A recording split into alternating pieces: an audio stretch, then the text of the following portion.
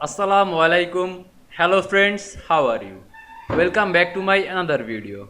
In this video, I am going to show you how to replace space with underscore in Excel. Let's get started. At first, you have to open your Microsoft Excel software. Then open your spreadsheet or default sheet.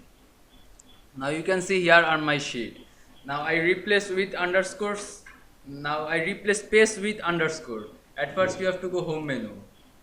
Then go to find and select.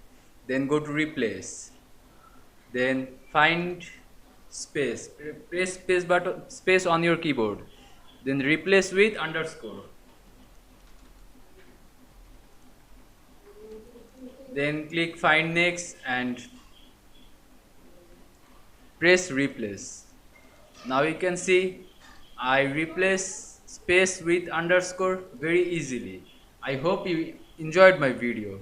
Please like, comment, share and subscribe my channel. Thanks for watching.